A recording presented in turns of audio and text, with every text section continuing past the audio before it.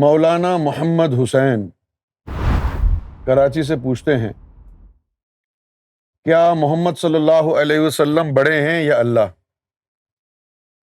جبکہ محمد صلی اللہ علیہ وسلم اللہ کی مخلوق اور قرآن اللہ کا کلام ہے۔ محمد رسول اللہ صلی اللہ علیہ وآلہ وسلم اللہ کی مخلوق ہیں۔ بڑا ہی بچکانہ سوال ہے یہ۔ اللہ سے تو بڑا کوئی بھی نہیں ہے۔ محمد رسول اللہ اللہ کے عبد ہیں، بندے ہیں، اللہ کے رسول ہیں، اللہ کے نبی ہیں، اللہ کے حبیب ہیں، مخلوق ہیں اللہ کی۔ اللہ خالق ہے، تو اللہ سے بڑا تو کوئی بھی نہیں ہو سکتا نا۔ اچھا، اب رہ گئی بات کہ قرآن مجید اللہ کا کلام ہے۔ ہاں، قرآن مجید اللہ کا کلام ہے، لیکن قرآن مجید بھی مخلوق ہے نا۔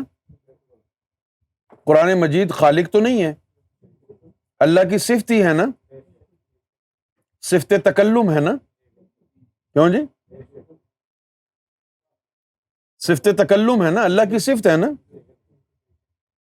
اب آ جائیے، زمین و آسمان میں کون سی ایسی چیز ہے جو اس کے نور سے نہیں بنی؟ کیوں بھائی؟ اللہ نور السماوات وما فی الارض، جو کچھ زمین اور آسمانوں کے درمیان ہے وہ اللہ کے نور سے بنا ہے۔ تو وہ مخلوق ہے نہیں؟ آسمان و زمین کے بیچ میں جو کچھ بھی ہے مخلوق ہے کہ نہیں ہے؟ اور وہ نور سے ہے۔ اب سوال مولانا صاحب سے یہ ہے کہ آپ بتائیے کہ قرآن حادث ہے یا قدیم؟ قرآن ذات قدیم ہے یا حادث؟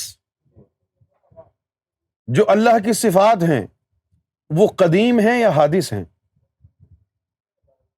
یہ جاننا ضروری ہے نا۔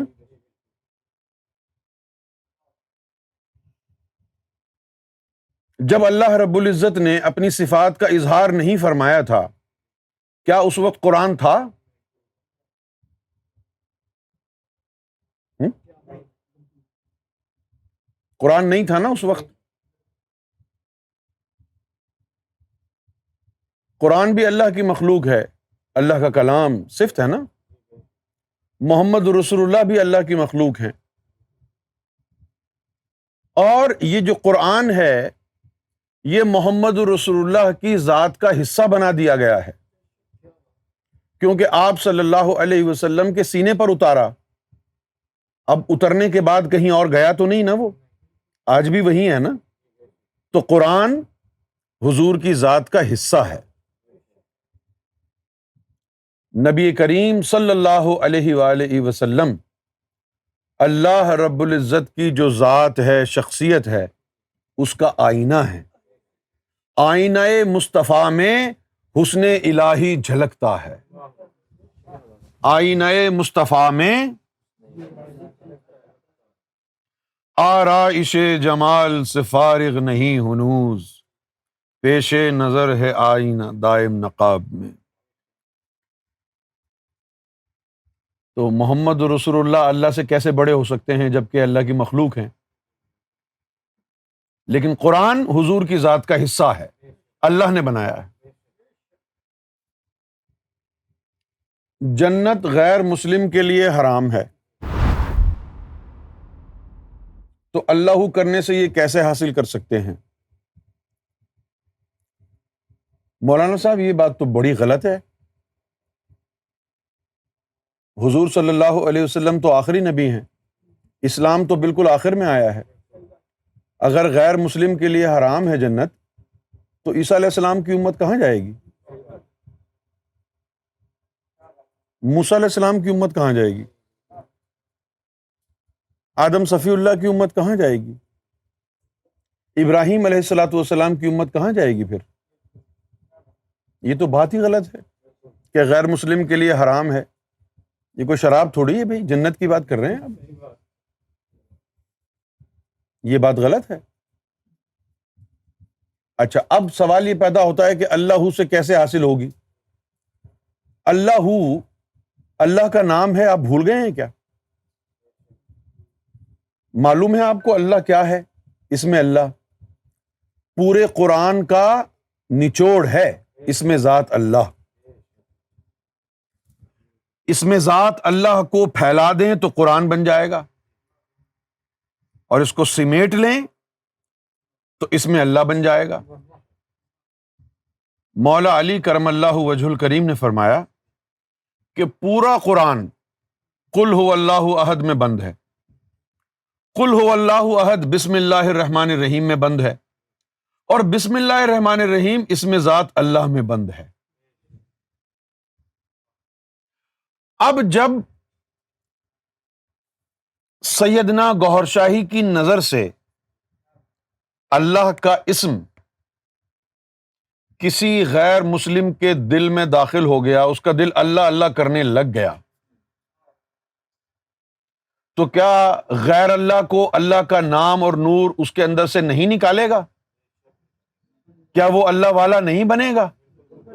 زبان سے پڑھ لو، زبان سے پڑھ لو تو پاک، اور اگر دل پڑھ لے تو بیکار. کون سی شریعت بتا رہے ہو مولانا؟ یہ کون سا علم ہے بھائی؟ اگر دل میں اللہ کا نام اتر گیا تو کیا وہ غیر اللہ نہیں نکلے گا جو اس کے من میں ہے؟ ہم نے دیکھا کہ جب سیدنا گوہر شاہی نے غیر مسلم حضرات کو اللہ کا ذکر میں لگایا، بولا بھی نہیں ان کو. دوسرے دورے میں جب سرکار گوہر شاہی واپس تشریف لے گئے، وہ خود ہی محمد رسول اللہ پڑھنے لگ گئے. جب اللہ کا نور ان کے دل میں داخل ہوا تو وہ اللہ کا نور ان کے دل کو پاک کرنا شروع ہو گیا. خود ہی وہ درود شریف پڑھنے لگ گئے، خود ہی وہ نمازوں میں لگ گئے. اب جب نماز بھی پڑھ رہے ہیں، کلمہ محمد بھی پڑھ رہے ہیں، تو اب مسلمان نہیں ہوئے؟ وہ طریقہ مختلف ہے. علماء کا طریقہ ہے کہ زبانوں کو کلمہ پڑھا کے لوگوں کو دین اسلام میں داخل کرتے ہیں. اولیاء کا طریقہ مختلف ہے، وہ دلوں کو کلمہ پڑھا کے پہلے مومن بناتے ہیں پھر مسلمان.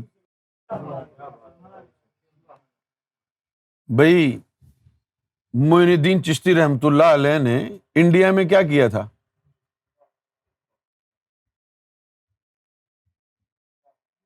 90 لاکھ غیر مسلم حضرات کو انہوں نے روحانی طریقے کے ذریعے دین اسلام کو آشنا کیا. خواجہ غریب نواز کے مرشد نے کیا کیا؟ عثمان ہارونی رحمت اللہ علیہ نے مندر میں جا کے 3 سال بیٹھ گئے. جن کا عقیدہ بتوں پر تھا، ان کا عقیدہ بتوں سے ہٹ گیا، عثمان ہارونی پر آ گیا. اور جب وہ عثمان ہارونی کے عشق میں مبتلا ہو گئے ہندو، تو آپ نے کہا کہ جو میں کہوں گا کرو گے؟ انہوں نے کہا جی بالکل، تسی دسو. تو انہوں نے کہا کہ پڑھو لا الہ الا اللہ محمد رسول اللہ. اولیاء کا طریقہ یہ ہے کہ دلوں کو کلمہ پڑھا. سمجھے آپ؟ کیا مسلمان اور کافر برابر ہیں؟ نہیں، برابر کیسے ہیں بھائی؟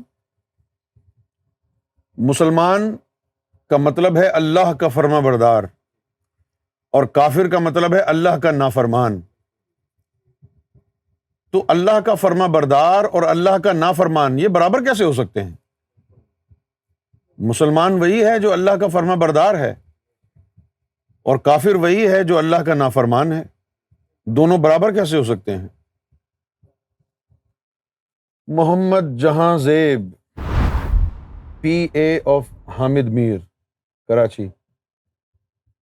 آپ کا تعلق کسی بھی مذہب سے ہو، دل میں اللہ ہو جائے، یہ کیسے ممکن ہے جبکہ وہ محمد صلی اللہ علیہ وسلم کا انکاری ہو؟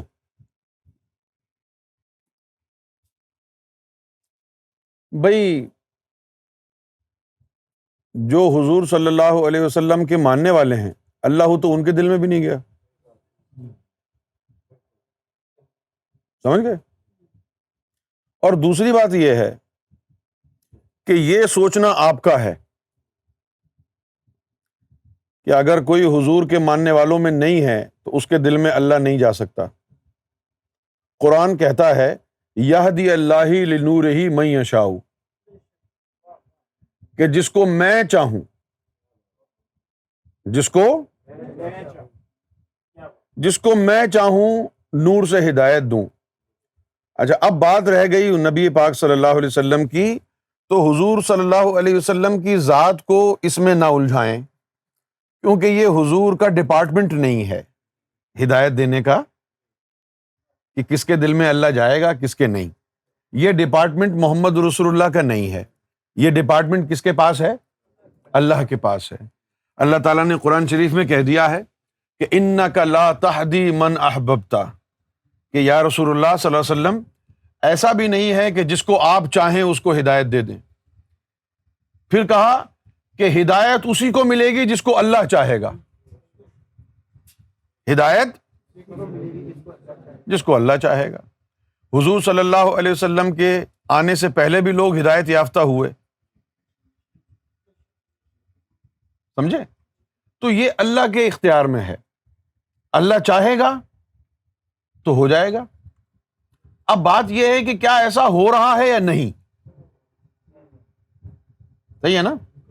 اچھا، ایک آدمی کہہ رہا ہے کہ سورج نکلا ہوا ہے اور بارش کا کوئی امکان نہیں ہے، اور دوسرا آگے کہتا ہے کہ جی بارش ہو رہی ہے اور آپ اندر بیٹھ کر کے لڑ رہے ہیں. بہتر نہیں ہے کہ آپ دونوں باہر جائیں؟ بارش ہو رہی ہے تو آپ بھیگ جائیں گے نا، اور جب آپ بھیگ جائیں گے تو آپ حق الیقین پر فائز ہو جائیں گے. اب دیکھنا یہ ہے کہ غیر مسلم کے دل میں اللہ داخل ہوتا ہے یا نہیں. اگر غیر مسلم کے دل میں اللہ داخل نہیں ہو رہا تو اتنے سارے غیر مسلم ہمارے ساتھ جو لگ گئے ہیں اور اس اللہ اللہ ہونے کی وجہ سے اب یہ دین اسلام کے لیے بھی اچھے جذبات رکھتے ہیں، اب یہ حضور صلی اللہ علیہ وسلم کی نعتیں بھی پڑھتے ہیں، اب یہ درود شریف بھی پڑھنے لگے ہیں. ہمارے ساتھ ہزاروں ہندو ہیں، ہمارے ساتھ ہزاروں سکھ بھائی بھی لگے ہوئے ہیں، ہمارے پاس جو ہے بے شمار لوگ ایسے ہیں کہ جن کا تعلق کرسچینٹی سے ہے. وہ سب اللہ کے نور کے ذریعے ایک پلیٹ فارم پر جمع ہو رہے ہیں. اب ایسا ہو رہا ہے، کیوں ہو رہا ہے؟ کہ یہ دور آخر ہے.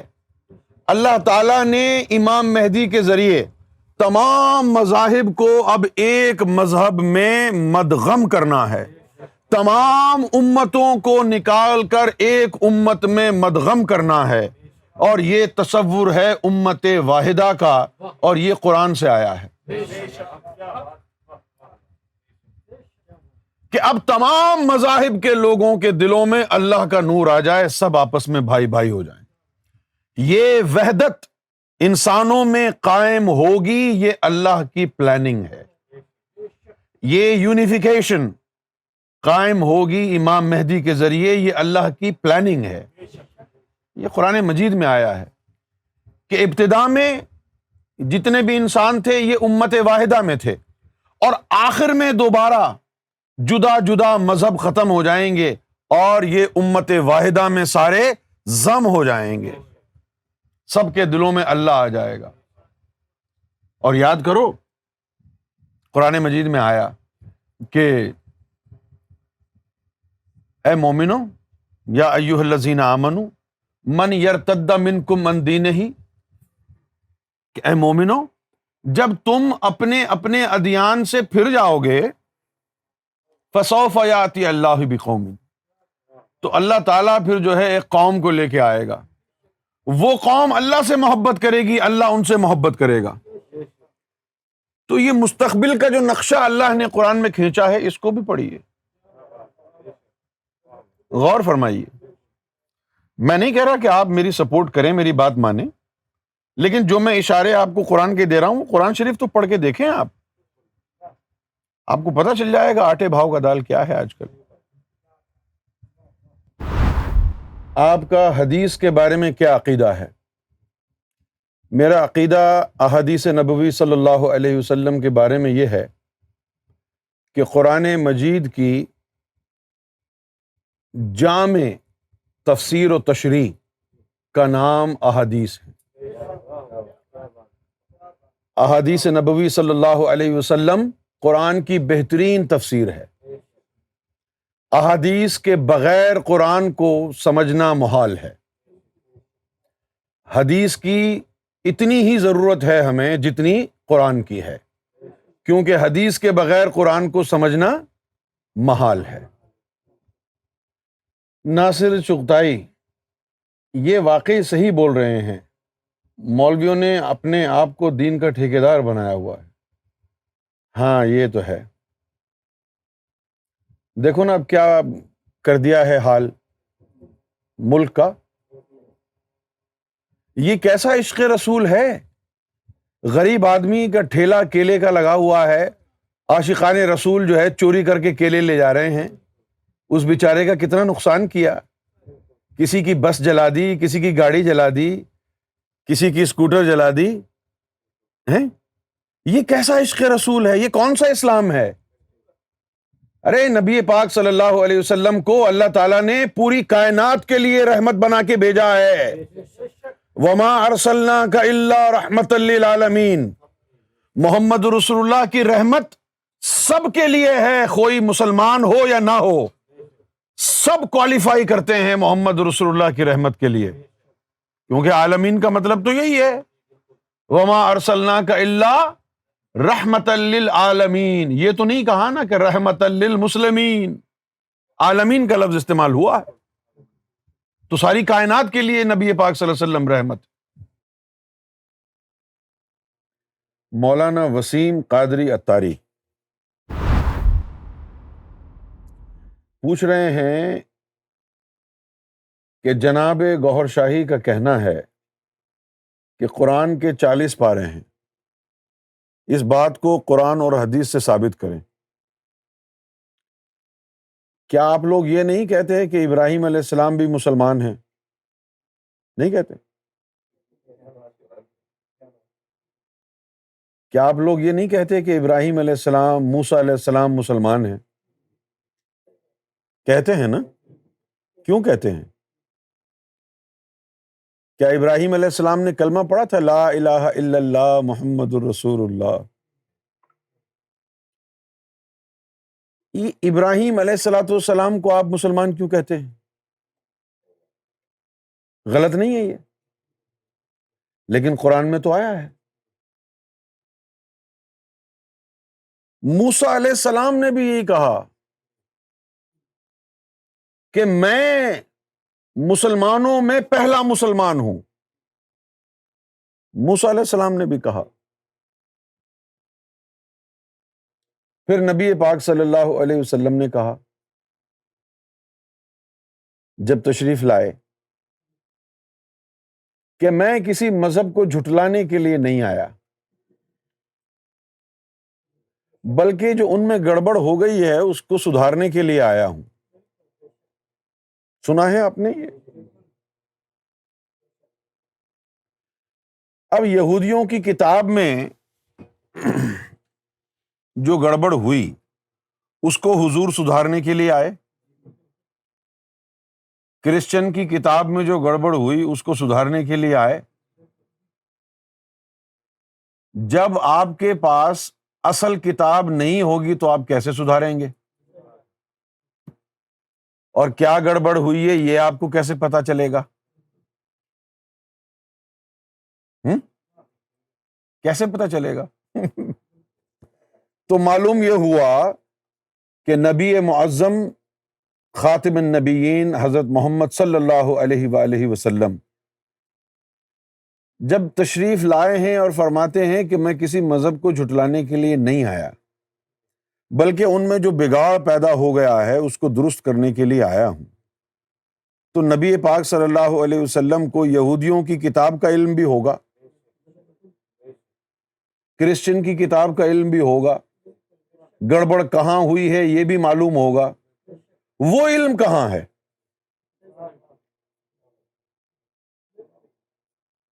وہ علم کہاں ہے؟ کیوں جی؟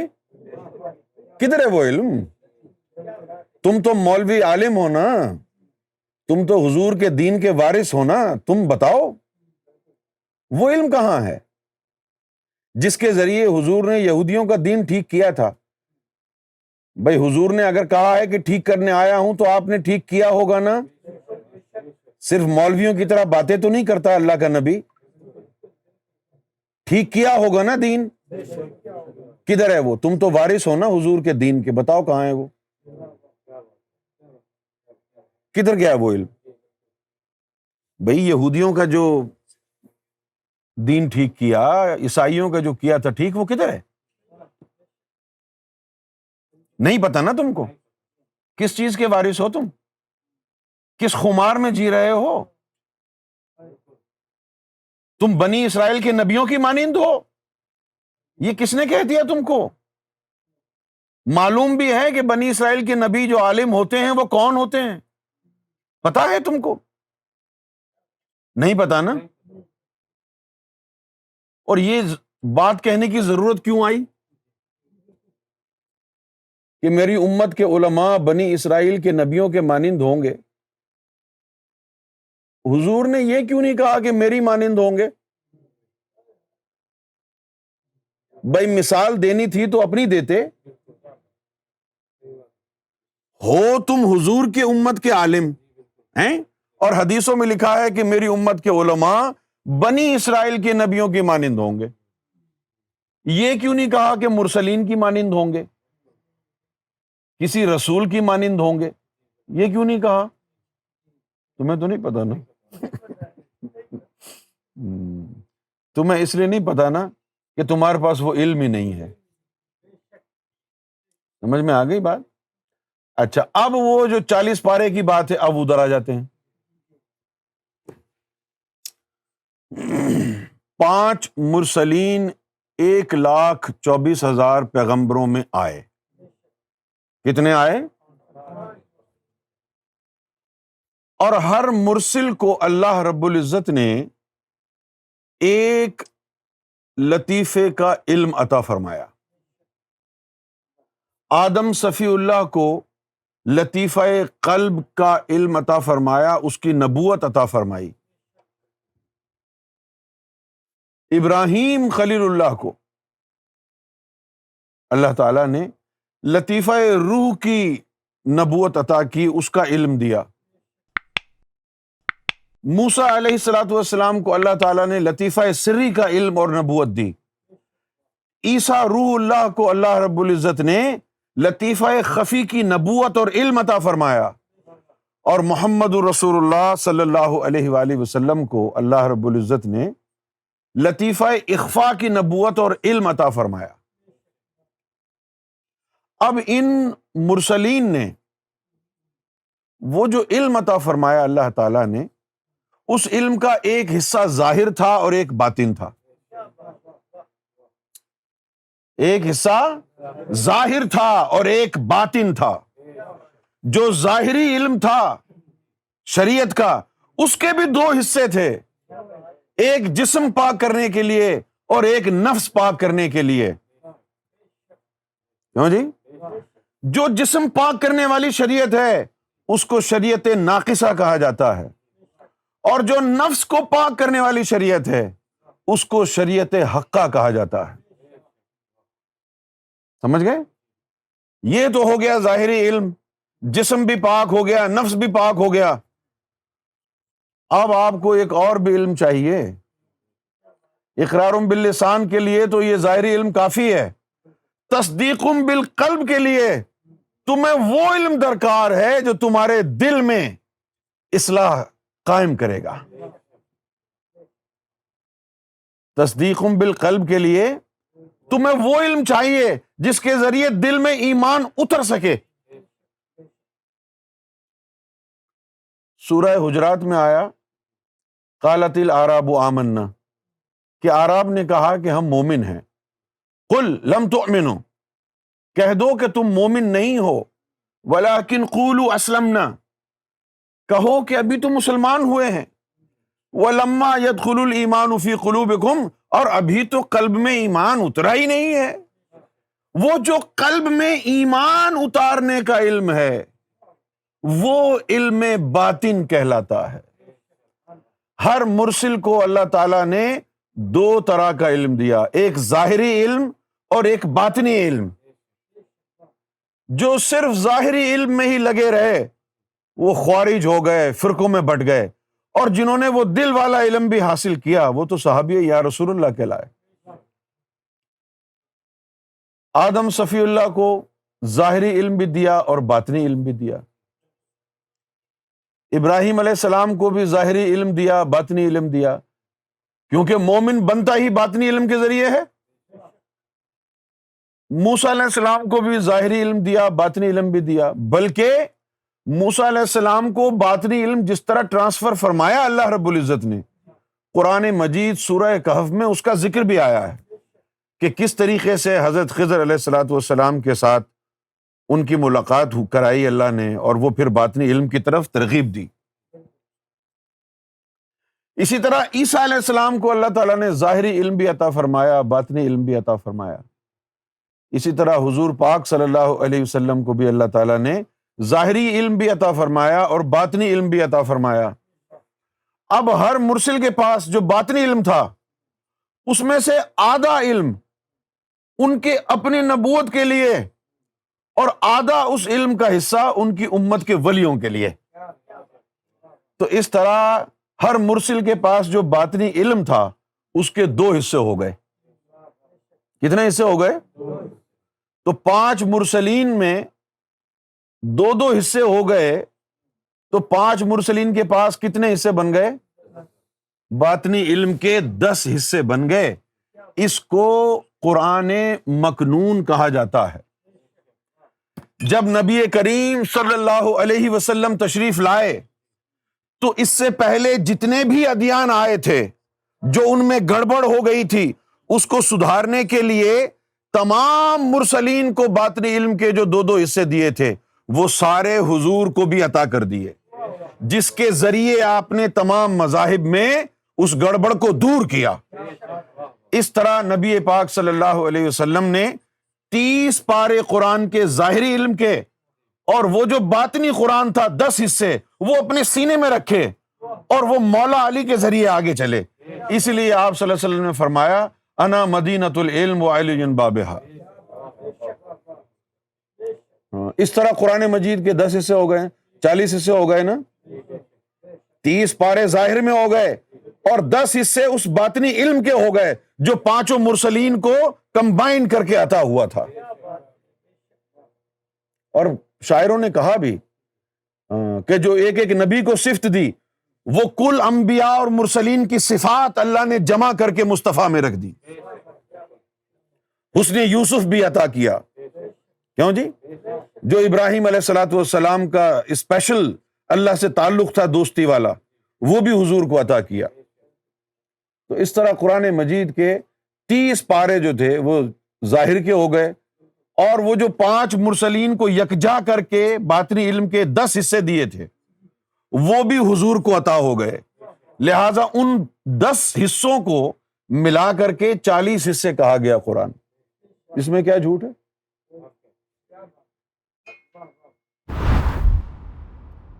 مفتی آصف الاعظمی، گوہر شاہی اگر واقعی امام مہدی ہیں تو قرآن اور حدیث سے ثابت کریں۔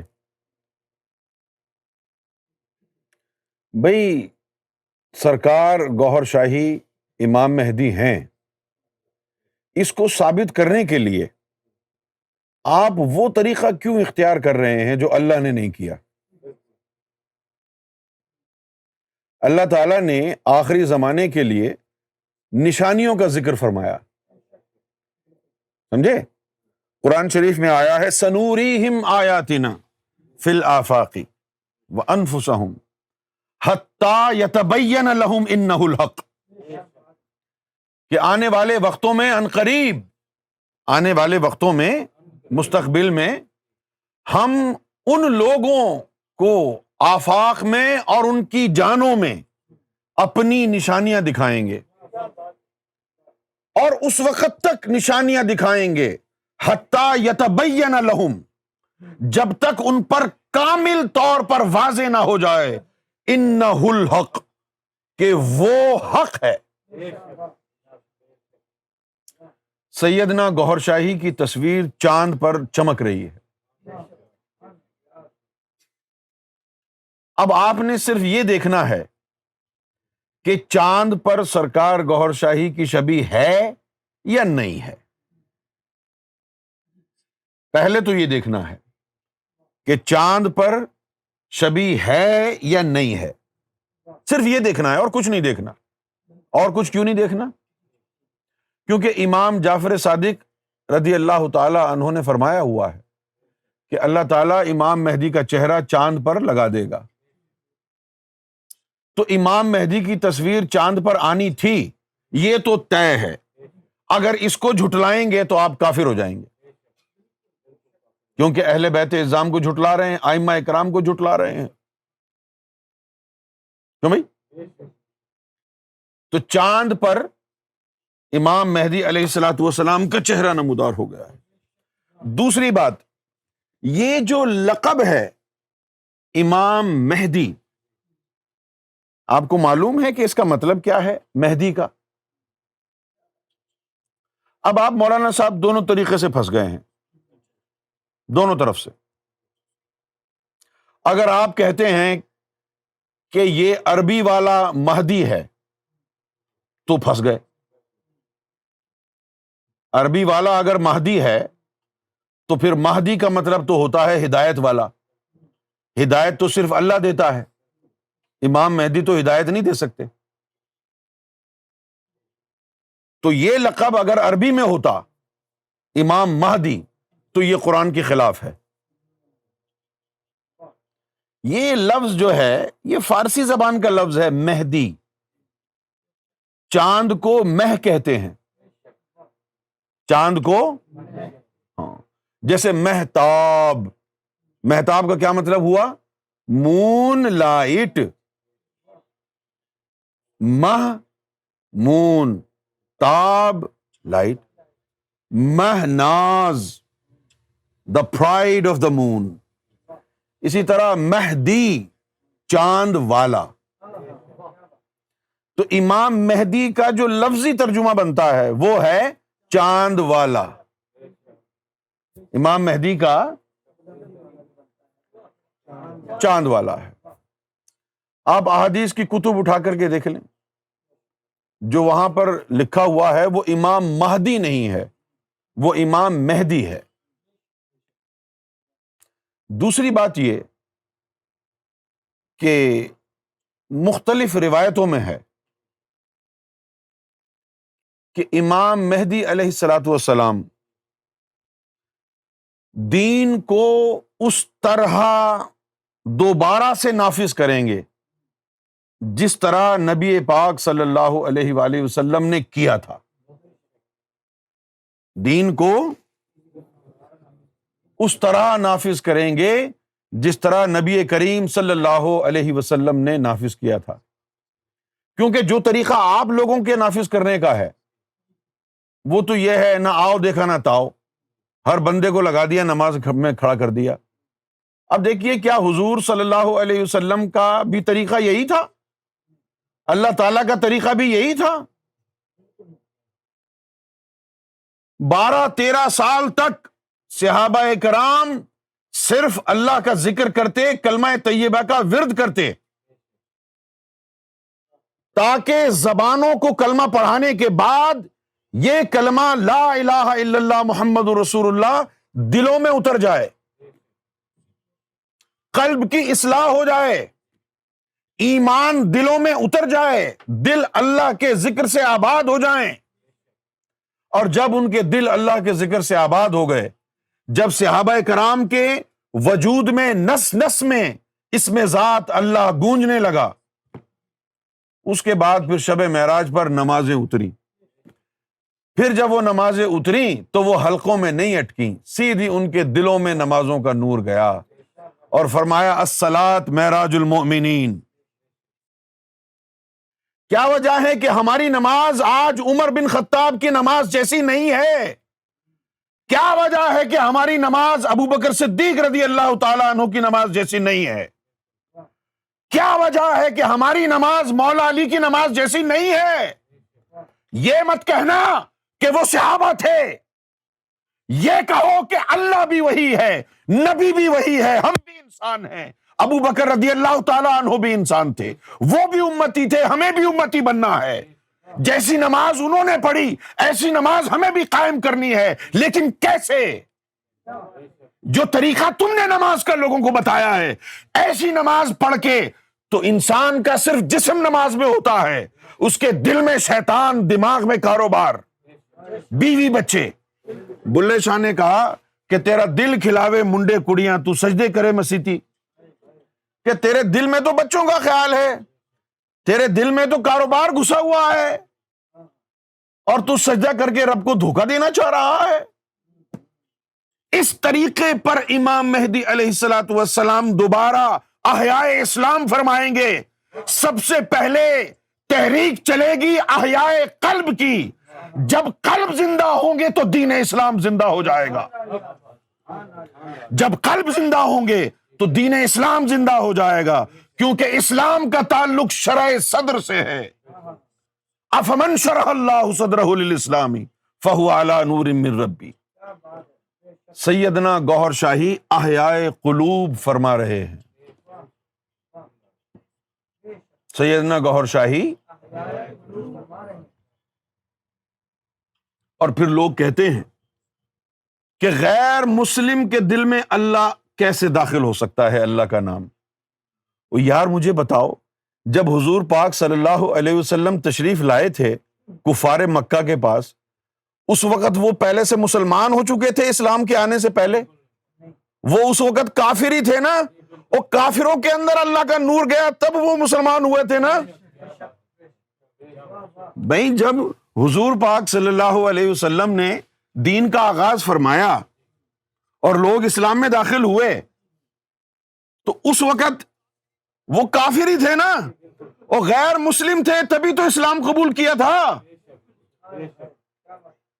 وہ غیر مسلموں کے دلوں میں جب اللہ کا نام اور کلمہ جائے گا تبھی وہ مسلمان بنیں گے نا۔ سیدنا گوہر شاہی دین اسلام کا جو احیاء ہے وہ منہاج النبوہ پر کر رہے ہیں، یہ باتیں نہیں ہیں، یہ قال نہیں ہے۔ مدرسوں میں تو قالا قالا کی صدائیں گونجتی ہیں، لیکن یہ قال نہیں ہے، یہ حال ہے، حال۔ زبان سے کہہ بھی دیا لا الہ تو کیا حاصل، دل و نگاہ مسلمان نہیں تو کچھ بھی نہیں۔ اور علامہ اقبال نے کیا فرمایا تھا ان لوگوں کے لیے؟ گلا تو گھونٹ دیا اہل مدرسہ نے تیرا، کہاں سے آئے صدا لا الہ الا اللہ۔ جن کے گلے تم نے گھونٹے ہیں ان کے دلوں میں گوہر شاہی اللہ بسا رہے ہیں، ان کے دلوں میں اللہ بسا رہے ہیں۔ اور جو چاند پر تصویر ہے،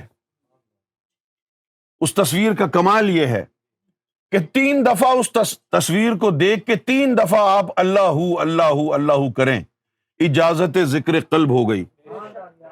اگر چاند والی تصویر گوہر شاہی کے توسط سے کوئی ذاکر قلبی بن جاتا ہے تو کیا یہ تصویر جادو سے لگی ہوگی؟ جس تصویر کو دیکھنے سے دل اللہ اللہ کرنے لگ جائے، کیا وہ جادو ہے؟ یہ کفار مکہ کا وتیرہ ہے۔ جب آقا دو جہاں محمد رسول اللہ نے چاند کے 2 ٹکڑے کیے تھے تو اس وقت کفار مکہ نے کہا تھا کہ ھذا ساحر مبین، کہ یہ تو نرا جادو ہے۔ آج پھر وہی دور آ گیا ہے، جب چاند چمکا ہے، اللہ کی نورانیت، مصطفیٰ کی نورانیت پھیلنے کو ہے، آج کا کافر کہتا ہے یہ جادو ہے، آج کا کافر یہ جادو ہے۔ یہ نشانیاں ہیں امام مہدی علیہ الصلوۃ والسلام کے حوالے سے، تو آپ ان کا مطالعہ فرمائیں۔ آپ کو سمجھ میں آتی ہیں تو اچھی بات ہے، نہیں سمجھ میں آتی ہیں تو ٹھیک ہے، آپ نہ مانیں۔ جس کے دل میں نور داخل ہوگا وہ مان لے گا، جس کے دل میں داخل نہیں ہوگا اس کو اللہ خود منوا لے گا، بائے ہک اور کرک۔ امام مہدی تو وہی ہوگا نا جس کو اللہ نے امام مہدی بنایا ہے۔ تو امام مہدی کے مسئلے پر ہم کچھ زیادہ پریشان نہیں ہیں، اپنی سی کوشش کر رہے ہیں دنیا کو سمجھانے کی کہ بھائی یہ نشانیاں ہیں، دیکھ لو۔ اگر کوئی نہیں دیکھتا ہے تو ہمیں پریشانی بھی نہیں ہے۔ کیوں نہیں ہے؟ بھائی ہم نے اپنی محبت میں تھوڑی کہا ہے کہ گوہر شاہی امام مہدی ہیں، ہمیں تو یہ راز وقت سے پہلے پتا چل گیا کہ وہ امام مہدی ہیں۔ ابھی تو امام مہدی کا ظہور ہوگا، ہمیں یہ راز پہلے سے پتا چل گیا، لہٰذا ہم پھیلا رہے ہیں۔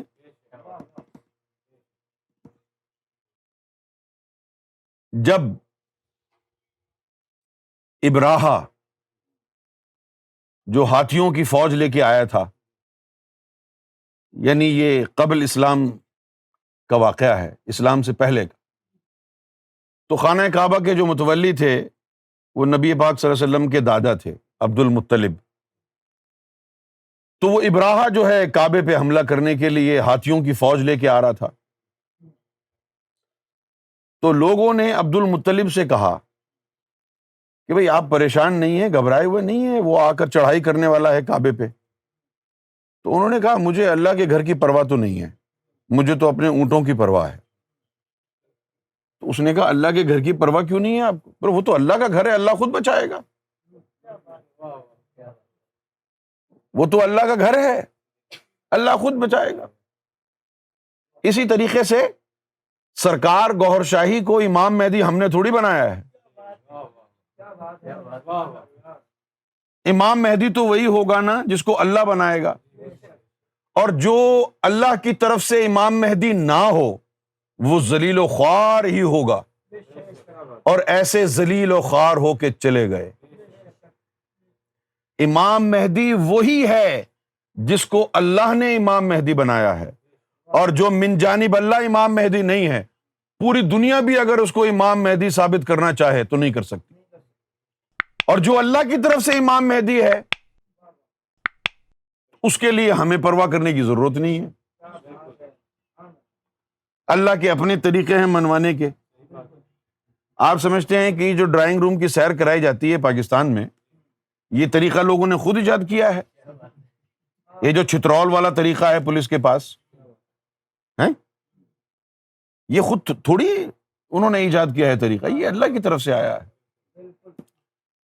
ابھی آہستہ آہستہ منوایا جا رہا ہے۔ تو جو اڑی اور تغافل اور گھمنڈ میں موجود ہیں، تو اللہ تعالیٰ پھر ان کو جو ہے ڈرائنگ روم کی سیر کرائے گا، پھر ان کو ماننا پڑے گا، کیونکہ یہ اللہ کا پروجیکٹ ہے، ہمارا نہیں ہے۔ آپ اگر سرکار گوہر شاہی کو امام مہدی مان لیتے ہیں تو آپ کی بھلائی ہے، اور اگر نہیں مانتے ہیں تو مجھے کوئی پرواہ نہیں، آپ مانیں یا نہ مانیں ہمیں کیا ہے، ہم مانتے ہیں اور اپنے اس ایمان پر ہم جان بھی دے دیں گے۔ مفتی جلال شاہ اصغری، کراچی۔ روشناس پیج نمبر 3۔ اسلام میں 5 رکن ہیں، کلمے کے علاوہ باقی وقتی، جبکہ کلمہ دائمی ہے۔ یہ کیسا علم ہے جو باقی رکن کو وقتی کہا جا رہا ہے؟ اچھا مولانا صاحب یہ بتائیے کہ اگر نماز دائمی رکن ہوتا تو کتنے وقت کی ہوتی نماز؟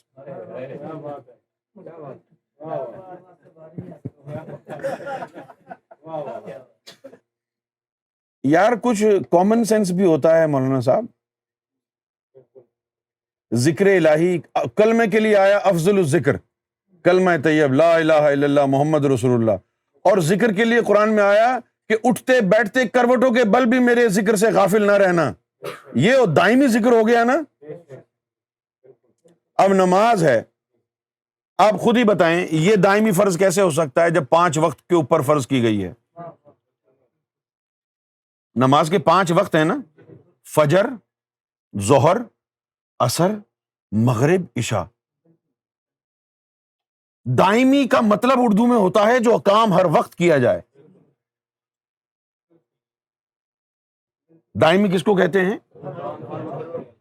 آپ ہر وقت کہاں پڑھ سکتے ہیں نماز؟ آپ کو کھانا پینا بھی ہے، ٹوائلٹ میں ہگنے موتنے بھی جانا ہے، کام پہ بھی جانا ہے، نماز بھی پڑھانی ہے، روزے بھی رکھنے، بہت سارے کام کرنے ہیں۔ نماز اگر دائمی ہوتی تو کیا حال ہوتا؟ پھر کچھ اور کام کر سکتے تھے آپ۔ تو نماز وقتی فرض ہے۔ وقتی فرض کا کیا مطلب ہوا؟ جو وقت کے اوپر ادا کیا جاتا ہے۔ فجر کا وقت ہوگا تو فجر کی نماز ہوگی، نہ اس سے پہلے نہ اس سے بعد میں، تو یہ وقتی ہو گیا۔ کیوں بھائی؟ اچھا، مسئلہ یہ ہے لوگوں کا کہ جب کہا جاتا ہے نا وقتی فرض ہے تو وہ سمجھتے ہیں وقتی سے مراد ہے ٹیمپوریری، یہ تعلیم کا فقدان ہے۔ اب علماء کو بھی اگر تعلیم کا فقدان کا سامنا ہے تو شرم کی بات ہے۔ وقتی کا مطلب ٹیمپوریری، عارضی نہیں ہے۔ وقتی کا مطلب ہے وقت کے ساتھ جڑا ہوا۔ وقتی کا کیا مطلب ہے؟ فجر کا وقت ہوگا، فجر کی نماز ہوگی۔ ظہر کا وقت ہوگا، ظہر کی نماز ہوگی۔ عصر کا وقت ہوگا تو عصر کی نماز ہوگی۔ وقت پر ہو رہی ہے نا، تو یہ وقتی فرض ہو گیا۔ سمجھ؟ اسی طرح جو ہے روزہ ہے، آپ پورا سال جب جی چاہے آپ کا روزہ رکھ لیں، نفلی روزہ کہلائے گا۔ جو فرض کا روزہ ہے وہ کب ہوگا؟ صرف رمضان میں۔ آپ شوال میں کیوں نہیں رکھتے فرضی روزے؟ نہیں، اس کا وقت مقرر ہے، صرف رمضان میں رکھا جائے گا وہ فرضی روزہ، تو اس کا تعلق بھی وقت سے ہے۔ اسی طرح حج ہے، اگر آپ چاہیں کہ بھئی میں رمضان شریف میں حج کر لیتا ہوں، وہ لوگ بولے پاگل ہے کیا؟ حج کا وقت مقرر ہے بھائی، جب حج کا وقت آئے گا اس وقت حج ہوگا۔ اس مہینے کو بھی ذی الحج کہتے ہیں۔ تو یہ تو کامن سینس کی باتیں ہیں، آپ کو پتہ نہیں کیا ہو گیا جو ایسی باتیں کر رہے ہیں عالم ہو کر بھی۔ مولانا رجب علی قادری گوھر شاہی چلہ میں کس خاتون کے ساتھ تھے؟ وہ ان سے کیا کلام کرتی تھی؟ آپ نے پڑھا ہوگا نا روشناس میں سارا کا سارا کچھ، تو اب مجھ سے تفصیل پوچھنے کی کیا ضرورت ہے؟ اس میں تو وہ تمام تفصیلات موجود ہیں، میں بھی بتا دوں گا کیا کلام کرتی تھی وہ۔ آپ مجھے یہ بتائیے مولانا صاحب کہ جب ابراہیم علیہ السلام مکہ میں آئے، جہاں آج ہم رجم کرتے ہیں، حج میں پتھر مارتے ہیں شیطان کو، اس مقام پر ابراہیم علیہ السلام کو ستانے کے لیے جب شیطان آیا تو کیا کلام کیا؟ آج آپ نے تو کہہ دیا کہ گوھر شاہی کے ساتھ چلہ گاہ میں ایک خاتون تھی۔ جب اللہ نے ابراہیم علیہ السلام کا امتحان لیا اس وقت ابراہیم کے ساتھ شیطان تھا، وہ خاتون شیطان سے تو بڑی نہیں ہو سکتی ہیں؟ تو کیوں شیطان تھا وہاں پر؟ دوستی تھی اس سے بھائی، وہ ستانے کے لیے آیا نا۔ ہاں، تو جس نے ابراہیم علیہ السلام کو ستایا نا مکہ میں، اسی شیطان نے اس خاتون کو وہاں رکھا ہوا تھا جنگل میں کہ گوھر شاہی آئے ہیں، ستاؤ ان کو، اللہ کے راستے میں، طریقت کے راستے میں لگے ہوئے ہیں، یہ کامیاب نہ ہو جائیں، ان کو ستاؤ، اس لیے بھیجا تھا اس کو۔ رہ گئی بات بدتمیزی کی، تو مولانا کا کام ہی یہی ہے۔ اس دور کے جو مولوی ہیں ان کے لیے تو نبی پاک صلی اللہ علیہ وسلم کی حدیث ہے کہ یہ جو 14ویں صدی کے جو علماء ہیں، آسمان کے نیچے زمین پر بدترین مخلوق ہوں گے یہ مولوی، بدترین مخلوق، ان کا کام ہی یہی ہے بدتمیزی کرنا۔ یا تو کہیں گے آپ کی داڑھی نہیں ہے، چلو ٹھیک ہے، ایک سنت پر میں نے عمل نہیں کیا، اب مقابلہ کر لو، تم نے کتنی سنت پر عمل کیا ہے اور میں کتنی سنت پر عمل کرتا ہوں، مقابلہ کر لیتے ہیں، لکھ لیتے ہیں، لکھنے کے بعد پھر حساب کریں گے کہ تم نے کتنی سنتوں پر عمل پیرا ہو، میں کتنی پر۔ یہ کیوں کہہ رہے ہو کہ داڑھی نہیں رکھی؟ کیا داڑھی سب سے بڑی سنت ہے؟ کیوں جی؟ اگر تم صحیح عالم ہو تو یہ بتائیے نا کہ نبی کریم صلی اللہ علیہ وآلہ وسلم کا خلق یہی ہے جو تم بدتمیزی کر رہے ہو؟ کیا فرمایا تھا اللہ تعالیٰ نے؟ لَقَدْ كَانَ لَكُمْ فِي رَسُولِ اللَّهِ أُسْوَةٌ حَسَنَةٌ، اس پر عمل پیرا ہو تم؟ یہ تو بازاری زبان استعمال کرنا مولویوں کو، علماء کو زیب دیتا ہے، اور پھر یہ بات بھی نہیں ہے، یہ کہہ رہے ہیں کہ کیا امام مہدی ایسا کریں گے؟ اچھا چلو ٹھیک ہے، پہلی بات تو یہ کہ امام مہدی علیہ الصلاۃ والسلام جو ہے نبی نہیں ہے، مرسل نہیں ہے۔ امام مہدی علیہ الصلاۃ والسلام نبی نہیں ہے، مرسل نہیں ہے۔ نبی ہوتا ہے جو گناہ نہیں کرتا، مرسل ہوتا ہے جو گناہ نہیں کرتا، ٹھیک ہے نا؟ اس کے علاوہ ولی ہوں یا امام مہدی کیوں نہ ہوں، اگر ان سے کبھی گناہ ہو بھی گیا تو کیا فرق پڑتا ہے؟ دوسری بات، یوسف علیہ السلام تو نبی تھے، وہ زلیخا کے ساتھ کیا کر رہے تھے کمرے میں؟ وہ عورت نہیں تھی؟ یہ جو خاتون ہے مستانی مائی، یہ تو بہکانے آئی تھی، اور زلیخا کا تو دل آ گیا تھا یوسف علیہ السلام پہ۔ یہ بھی چھوڑو، یہ دیکھو کہ اللہ نے کیا کہا یوسف اور زلیخا کے معاملے میں۔ اللہ نے کیا اسٹیٹمنٹ دیا؟ اللہ نے کہا کہ اے یوسف، ہم نے تجھے بچا لیا، ورنہ تو بہک جانے والا تھا، اور ہاں نفس امارہ تو برائی کا ہی حکم دیتا ہے۔ وہ یوسف علیہ السلام کا جو معاملہ زلیخا کے ساتھ ہوا ہے وہ آپ بھول گئے ہیں؟ صرف وہ بیچاری مستانی 60 سال کی بڑھیا لال باغ میں جو ستانے کے لیے سرکار گوھر شاہی کو آئی، وہ آپ کو یاد ہے۔ اگر ہمت ہے اپنی ماں کے پیٹ سے ہی نکلے ہو تو لگاؤ یوسف پر فتویٰ کہ وہ اکیلا زلیخا کے ساتھ کیا کر رہا تھا۔ جب زلیخا نے یہ کہا کہ آؤ میں اور تم مل جاتے ہیں، کچھ الٹا سیدھا کام کر لیں، ہیں؟ تو یوسف علیہ السلام نے کہا کہ جو ہے نا تیرا بھگوان بھی تو سامنے مورت پڑی ہے، دیکھ رہی ہے۔ تو زلیخا نے کپڑا لے کے بھگوان کے منہ پہ ڈال دیا کہ چلو اب تو نہیں دیکھ رہا بھگوان۔ یہ ان خبیث مولویوں کے من کا فطور اور بغض و عناد ہے، یہ مولویوں کا۔ ہاں، ورنہ بات تو کر رہے ہیں ہم، کرو نا بات۔ بھئی وہ خاتون کیا کر رہی تھی لال باغ میں؟ زلیخا کیا کر رہی تھی یوسف علیہ السلام کے ساتھ؟ اور شیطان کیوں ساتھ ساتھ چل رہا تھا ابراہیم علیہ السلام کے ساتھ؟ وعلیکم السلام ورحمۃ اللہ وبرکاتہ وجنت مقامہ۔ اور اس طرح کی بدتمیزی والے الفاظات استعمال نہیں کریں سرکار کے بارے میں کہ انہوں نے جو ہے مطلب خواتین کے ساتھ وقت گزارا تھا دالچے باز قلندر میں، جنگل میں چلا کاٹتے ہوئے۔ میں نے کہا یہ سوالات معذرت کے ساتھ آپ نہ کریں۔ آپ کے اعجاز، ساتھ جو ہماری بات ہوئی تھی وہی ہاں میرے بھائی احسان بھائی بات سنو، احسان بھائی بات سنو، دیکھو ہم حق پر ہیں، ٹھیک ہے نا؟ تو ہمیں کسی کا خوف نہیں، ہمارے دل میں کوئی میل نہیں۔ جو سوال ان کو کرنا ہے نا آپ ان کو کرنے دیں، آپ پریشان نہ ہوں۔ بالکل بالکل جو بھی سوال انہوں نے کرنا ہے وہ کریں، کھل کے کریں، ہمیں کوئی پریشانی نہیں ہے۔ رہ گئی بات بدتمیزی کی، تو اللہ دیکھ رہا ہے نا، ہم بدتمیزی، ان کی بدتمیزی کی جزا اور سزا تو اللہ کے ہاتھ میں ہے۔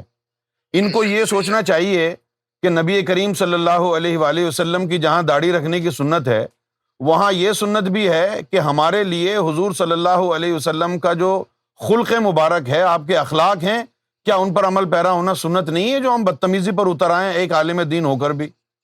بے شک بے شک بے شک بے شک۔ تو آپ ان کو کہیے کہ جو بھی آپ نے سوال کرنا ہے ٹھیک ہے کریں، بدتمیزی سے کریں، یا آپ جو ہے وہ اس کا اظہار کریں کہ آپ عالم اور سلجھے ہوئے آدمی ہیں، جس طرح بھی چاہیں یہ سوال کر لیں۔ یہ لو دیکھو، ہر ذات کے جو ہستی اس دنیا میں آئی ہے، کسی بھی مرتبے کی ہو، مرسل ہو، نبی ہو، ولی ہو، صالحین میں سے ہو، علماء میں سے ہو، تو اس کے دو دور ہوتے ہیں۔ ایک تو اس کی بعثت سے پہلے کا دور ہے، اور ایک اس کی بعثت کے بعد کا دور ہے، سمجھ گئے؟ اور پھر ایک وہ دورانیہ ہے جس دورانیے میں وہ تزکیۃ النفس، تصفیہ قلب، تجلیہ روح، تخلیہ سر کے مراحل سے گزرتے ہیں، یعنی جنگلوں میں چلہ کشی کے مراحل سے گزرتے ہیں۔ اب جیسے سیدنا غوث اعظم رضی اللہ تعالی عنہ کے ساتھ ایک واقعہ ہوا کہ آپ مصروف عبادت تھے، تو اچانک جو ہے آپ نے دیکھا کہ آسمان پر بادل کچھ ایک جگہ جمع ہو گئے ہیں، اور اس میں سے آواز آتی ہے کہ اے عبد القادر، میں نے تجھے نمازیں معاف کر دی ہیں، میں تجھ سے راضی ہو گیا ہوں۔ تو غوث اعظم نے کہا چل دفع ہو شیطان۔ تو پھر جواب آیا کہ اے عبد القادر جیلانی، تجھے تیرے علم نے بچا لیا۔ تو غوث اعظم رضی اللہ تعالیٰ عنہ نے فرمایا کہ تو نے پھر مجھے دھوکہ دینے کی کوشش کی ہے، مجھے میرے علم نے نہیں، مجھے میرے اللہ نے بچایا ہے۔ تو جب تزکیۃ النفس اور تصفیہ قلب اور چلہ کشی کے مراحل سے گزرتے ہیں تو بہت سارے واقعات ایسے ہوتے ہیں ان چلہ کشی کے دوران کہ جن واقعات کو بڑی توجہ کے ساتھ جو ہے سمجھنے کی ضرورت ہوتی ہے۔ فرق صرف اتنا ہے کہ باقی کسی بزرگ نے اپنے روحانی سفر کو کسی جگہ لکھا نہیں جو لوگ پڑھیں۔ سیدنا گوھر شاہی نے اپنا روحانی سفر عوام کی ہدایت کے لیے لکھ دیا کہ کن طریقوں سے شیطان انسان کو ہدایت سے ہٹانے کی کوششیں کرتا ہے۔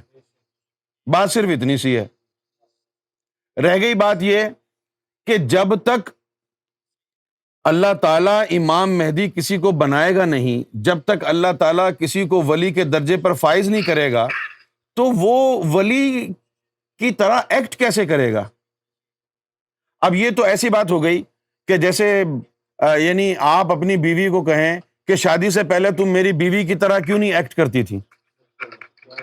شادی سے پہلے جو ہے تم نے میری خدمتیں کیوں نہیں کی؟ امام مہدی کا مرتبہ ہو یا نبوت کا مرتبہ ہو، رسالت کا مرتبہ ہو یا ولایت کا مرتبہ ہو، جب اعلان ہو جائے گا اللہ کی طرف سے، اس کے بعد ہی وہ ولی کی طرح ایکٹ کریں گے، نبی کی طرح ایکٹ کریں گے، مرسل کی طرح ایکٹ کرے گا، مہدی کی طرح ایکٹ کرے گا۔ رہ گئی بات کہ بھئی اگر کوئی گناہ ہو جاتا ہے تو کیا وہ امام مہدی نہیں بن سکتا؟ تو مرسل اور نبی یہ معصوم ہوتے ہیں، ان سے گناہ نہیں ہو سکتا۔ نبی اور مرسل کے علاوہ کسی سے بھی گناہ ہو سکتا ہے، اور پھر تزکیۃ النفس کے بعد وہ باز گناہ ہو جاتے ہیں، معصوم نہیں ہوتے ولی۔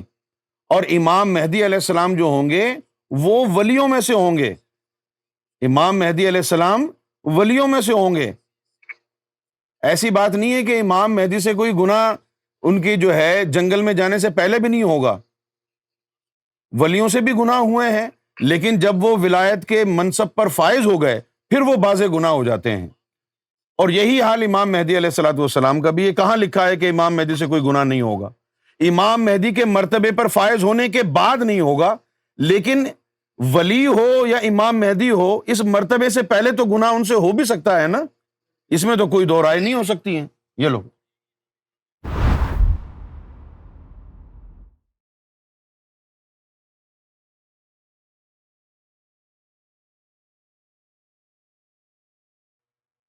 یہ ہمارے جو قاری صاحب سوال پوچھ رہے ہیں، جب یہ تلاوت فرماتے ہیں تو قرآن کی آیتیں ان کے منہ میں نہیں ہوتی۔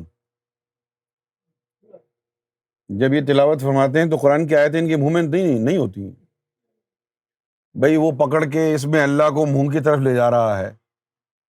یہ اس بندے کا عمل ہے جس کو سرکار گوھر شاہی نے لال باغ میں دیکھا، جو دیکھا وہ بیان کیا ہے، جو دیکھا ہے۔ ہاں، ان چیزوں کو گستاخی کہو گے تو تصوف کی کتابوں میں ہزاروں باتیں ایسی لکھی ہوئی ہیں جن کے اوپر آپ ہزاروں فتوے لگا دیں۔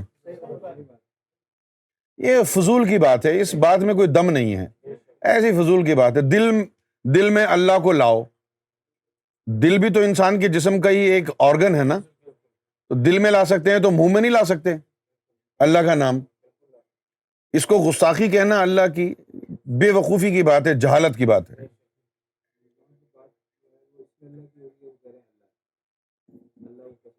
نہیں، اس میں اللہ کی بات ہو رہی ہے یار۔ بغض سے پڑھیں گے کتابیں تو یہی ہوگا نا۔ یہ تو بیوقوفی کی بات ہے، جہالت کی بات ہے۔ مولانا جہاں زیب نقشبندی، ان کی طرف سے سوال ہے۔ یہ کہتے ہیں کہ گوہر شاہی کے نزدیک نماز اور درود شریف کی کوئی خاص اہمیت نہیں ہے۔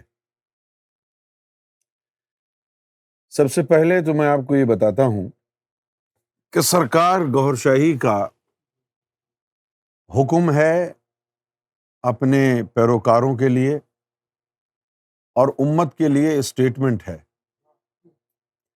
کہ دین اسلام کے دو پر ہیں، ایک ذکر الہی اور ایک نماز۔ اگر صرف نماز ہی پڑھو گے تو نمازی کہلاؤ گے، اور اگر صرف ذکر ہی کرو گے تو ذاکر کہلاؤ گے۔ جب ذکر الہی اور نماز دونوں اکٹھا اختیار کرو گے تو مومن بن جاؤ گے۔ یہ یا تو لوگوں کو سمجھنے میں غلط فہمی ہوتی ہے کہ جب سرکار گوہر شاہی نماز کی حقیقت بیان فرماتے اور ان حقیقتوں کو بیان کرتے ہوئے سرکار گوہر شاہی نے ایک ایسی ہستی کا حوالہ بھی دیا ہے جو مولانا جہاں زیب نقشبندی صاحب کے لیے بھی قابل احترام ہوں گی، احمد سرہندی مجدد الافسانی رحمۃ اللہ علیہ۔ سیدنا گوہر شاہی نے مجدد الافسانی کا حوالہ دیتے ہوئے فرمایا کہ عام آدمی کی نماز نماز صورت ہے اور خاصان خدا کی نماز نماز حقیقت ہے۔ عام آدمی کو چاہیے کہ نماز حقیقت کی تلاش کرے، اور جب تک نماز حقیقت نہ مل جائے نماز صورت کو جاری رکھے۔ یہ سرکار گوہر شاہی کا فرمان ہے۔ درود شریف کی جہاں تک بات ہے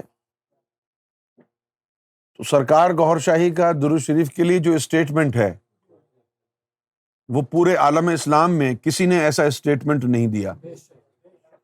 سرکار گوہر شاہی فرماتے ہیں کہ درود شریف شریعت کی افضل ترین عبادت ہے۔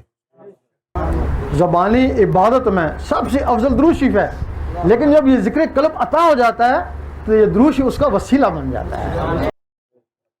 سرکار گوہر شاہی فرماتے ہیں کہ درود شریف شریعت کی افضل ترین عبادت ہے، اور جب آدمی طریقت میں داخل ہوتا ہے، جب آدمی طریقت میں داخل ہوتا ہے تو پھر درود شریف ذکر قلب کا وسیلہ بن جاتی ہے۔ پھر سرکار گوہر شاہی نے صحابہ کرام کا حوالہ دیا کہ جب صحابہ کرام کے اوپر کوئی مصیبت آتی تو آپ درود شریف پڑھتے، اس کے علاوہ کیا کرتے؟ ہر وقت اللہ کا ذکر کرتے رہتے۔ یا تو یہ جو وہابیوں کی طرف سے منفی پروپیگنڈا ہوا ہے اس کا شکار ہو گئے ہیں، یا پھر ان کو سمجھنے میں کوتاہی ہوئی ہے۔ سرکار گوہر شاہی نے نماز کی حقیقت اور نماز کی اہمیت کو اجاگر فرمایا ہے، اور امت مسلمہ کو نماز کی اس صورت کی طرف مبذول کرایا ہے جس سے مسلمانوں کی نماز اللہ رب العزت کی بارگاہ میں مقبول و منظور ہو جائے، حضوری قلب والی نماز۔ نماز کی افادیت کو مزید اجاگر فرمایا ہے۔ دوسری بات، ابھی جو آپ نے آخری نقطے پر بات کہی اس حوالے سے گوہر شاہی نے جو روحانی منزل طے کی ہے جن میں عورتوں کا بہت زیادہ عمل دخل ہے اور ان کو روحانیت کا مقام مستانی سے ملا، اور یہ خود انہوں نے اپنی کتاب میں لکھا، اس کی وضاحت کریں۔ سرکار گوہر شاہی کو معاذ اللہ ثم معاذ اللہ روحانی مقام مستانی سے ملا، اور انہوں نے اس کا اظہار کیا کتاب میں۔ کون سے صفحے پہ لکھا ہے؟ ذرا اس کا صفحے کا نمبر بھیجیں، وہ جو تحریر ہے وہ بھیجیں ہمیں۔ ہم نے تو وہ کتاب بہت پڑھی ہے، ہمیں تو کہیں بھی نظر نہیں آتی ایسی بات۔ کہ جس میں سرکار گوہر شاہی نے یہ فرمایا ہو کہ ہمیں یہ روحانی منزل مستانی سے ملی ہے، یہ تو بہتان ہے۔ آپ کو بھی بڑی شرم آئے گی جب آپ کتاب کو کھول کے دوبارہ پڑھیں گے اور پھر آپ کو یہ عبارت کتاب میں نہیں ملے گی تو پھر آپ شرمسار ہوں گے۔ آپ اپنے نام کے ساتھ نقشبندی لگاتے ہیں، جس کا مطلب ہے کہ وہ روحانی سلسلہ کہ جن کے بزرگ دلوں پر اسم ذات اللہ نقش کر دیتے، یہ تو مومنوں کا سلسلہ ہے، نقشبندیہ سلسلہ، اور پھر اس میں علماء ہوں اور وہ ایسی بات کہہ دیں کہ جس کا حقیقت سے تعلق نہ ہو، افسوس کی بات ہے نا۔ ایسی کوئی بات سرکار گوہر شاہی نے کسی کتاب میں تحریر نہیں کی کہ جس میں انہوں نے خود کتاب میں لکھا ہو کہ مجھے مستانی سے روحانیت ملی ہے، ایسی کوئی بات نہیں ہے۔ اللہ تبارک و تعالیٰ کی شان میں گستاخی۔ جب ہاتھ اٹھایا تو تصور یہ ہوتا ہے کہ اللہ کو پکڑ رہا ہوں، جب ہاتھ منہ کی طرف لایا تو تصور یہ ہوتا ہے کہ اللہ میرے منہ میں چلا گیا۔ جس نے یہ عبارت یہاں پر سیاق و سباق سے ہٹ کر لکھی ہے، جس نے، کیا وہ یہ بتا سکتا ہے کہ یہ کس کے بارے میں کہا جا رہا ہے؟ یہ ایک ایسے انسان کے بارے میں کہا جا رہا ہے جو لال باغ میں موجود تھا، اور وہ بیان کر رہا ہے سرکار گوہر شاہی کو اپنی آپ بیتی کہ اس نے جنگل میں آ کر کتنی محنتیں کی ہیں، کتنی محنتیں کی ہیں، اور پھر یہ بھی بتایا اس نے کہ یہ جو کچھ بھی چلہ کشی میں نے کی، اس کے نتیجے کے طور پر یہ ہوا کہ جب مکے میں خانہ کعبہ میں اذان ہوتی تو مجھے سنائی دیتی، لیکن ایک دن میں دریا پار کر کے کہیں جا رہا تھا اور میری یہ انگلی کسی خاتون کو ٹکرا گئی تو اس کی وجہ سے وہ سب کچھ مجھ سے چھن گیا۔ یہ وہ شخص ہے جو بیان کر رہا ہے کہ وہ ایسا کرتا ہے، یہ سرکار گوہر شاہی نے تو نہیں کہا۔ تو اگر سیاق و سباق سے ہٹ کر صرف 2 جملے لے لیں گے اور یہ نہیں بتائیں گے کہ یہ کس نے کہی ہے بات، تو بددیانتی کی بات ہوگی نا۔ یہ سرکار گوہر شاہی نے نہیں فرمایا، یہ کوئی اور آدمی ہے جس نے کہا ہے کہ اس کے ذکر کرنے کا طریقہ یہ ہے۔ کیا سمجھے؟ یہ کوئی اور آدمی ہے لال باغ میں موجود جو بیان کر رہا ہے۔ کیا بیان کر رہا ہے؟ اپنے ذکر کرنے کا طریقہ کہ جب ہاتھ اٹھایا تو تصور یہ ہوتا ہے کہ اللہ کو پکڑ رہا ہوں، یہ اس بندے کا قول ہے، اور جب ہاتھ منہ کی طرف لایا تو تصور یہ ہوتا ہے کہ اللہ میرے منہ میں آ گیا۔ یہ وہ شخص بیان کر رہا ہے سرکار گوہر شاہی کو کہ وہ ایسا کرتا ہے۔ یہ گوہر شاہی کا اسٹیٹمنٹ نہیں ہے، اس کا ثبوت موجود ہے، کتاب کھول کے پڑھیں۔ دوسرا، ایک دن اللہ کو خیال آیا کہ خود کو دیکھوں، سامنے جو عکس پڑا تو ایک روح بن گئی، اللہ اس پر عاشق، وہ اللہ پر عاشق ہو گئی، روشناس۔ ہاں، یہ سلطان حق باہو نے اپنی کتب میں لکھا ہے۔ تم جہاں زیب نقشبندی کیسے روحانی انسان ہو، سلطان حق باہو کی بات پر بھی فتوے لگا رہے ہو کفر کے۔ یہ سلطان العارفین مقتداء کاملین سلطان حق باہو نے اپنی کتاب میں لکھا ہے، نور الہدا میں لکھا ہے، عین الفقر میں لکھا ہے۔ یہ سرکار گوہر شاہی کا اسٹیٹمنٹ نہیں ہے، یہ سلطان حق باہو نے اپنی کتب میں لکھا ہے۔ تیسرے نمبر پر ہے، پہنچ سکے گا نہ ہرگز تو اس شاہراہ کے بغیر، کہ خدا بھی چلتا نہیں قانون خدا کے بغیر۔ یہ تو اس میں غلط بات لکھی ہے نا، کہ خدا بھی چلتا نہیں قانون خدا کے بغیر۔ تو ایک صاف بات بیان فرمائی ہے سرکار گوہر شاہی نے کہ اللہ تعالیٰ نے جو اپنا ایک قانون بنایا ہے اس کے مطابق وہ چلاتا ہے نا، اس میں گستاخی کی کیا بات ہے؟ کیوں بھائی؟ اس میں تو کوئی گستاخی کی بات نہیں ہے۔ اور جو اسٹیٹمنٹس آپ نے سرکار گوہر شاہی سے منسوب کیے ہیں اس کتاب میں، جس کے اوپر فتنہ لکھا ہے، وہ اسٹیٹمنٹس سرکار گوہر شاہی کے ہے ہی نہیں، وہ تو آپ نے اپنی کتب میں درج کیے ہیں کہ انہوں نے یہ کہا ہے۔ ہم کو پتہ نہیں چلتا کون صحیح کون ہے کون غلط ہے۔ 72-73 فرقے ہیں کہ صحیح کی پہچان کیا ہے؟ ہاں تو آپ بتا دیں، ہمیں واقعی نہیں پتہ چل رہا، آپ بتا دیں ہمیں، آپ تو عالم ہیں، پھر آپ کہیں گے کہ ہم صحیح ہیں۔ شیعہ بھی یہی کہتا ہے۔ سب سے بڑا جملہ ایک عالم کے پاس کیا ہے حدیثوں کی روشنی میں؟ نبی کریم صلی اللہ علیہ وسلم نے جب فرمایا کہ میری امت میں، پہلے فرمایا کہ یہودیوں میں 72 فرقے ہوں گے، ہوئے تھے، اور میری امت میں ان سے ایک زیادہ ہوگا۔ تو صحابہ کرام نے پوچھا کہ حق پر کون ہوگا، صحیح کون ہوگا؟ تو فرمایا کہ جو قرآن اور میری سنت پر عمل پیرا ہوگا۔ لیکن یہ دعویٰ تو شیعہ بھی کرتا ہے، یہ دعویٰ سنی بھی کرتا ہے، یہ دعویٰ صوفی بھی کرتا ہے، یہ دعویٰ وہابی بھی کرتا ہے، دیوبندی بھی کرتا ہے، اہل حدیث بھی کرتا ہے۔ صحیح کون ہے جب سبھی اپنے آپ کو صحیح کہہ رہے ہیں؟ تو اس کی پہچان کیا ہے؟ اس کی کوئی ایسی پہچان بتاؤ نا کہ جو پہچان سب مان لیں۔ کیوں بھائی؟ ورنہ آپ کہیں گے ہم صحیح ہیں، سبھی کہہ رہے ہیں ہم صحیح ہیں۔ اگر کوئی اپنے آپ کو غلط سمجھتا تو وہ اس فرقے میں کیوں ہوتا؟ یا آپ بتا دیں۔ انہی حدیثوں کو، اسی قرآن کو لے کر شیعہ بھی اپنے آپ کو حق ثابت کرتے ہیں، دیوبندی وہابی بھی اسی قرآن سے جو حضور کی بارگاہ میں گستاخیاں کرتے ہیں اس کی بھی تعویلات نکال لیتے ہیں، اس کا بھی عذر ڈھونڈ لیتے ہیں۔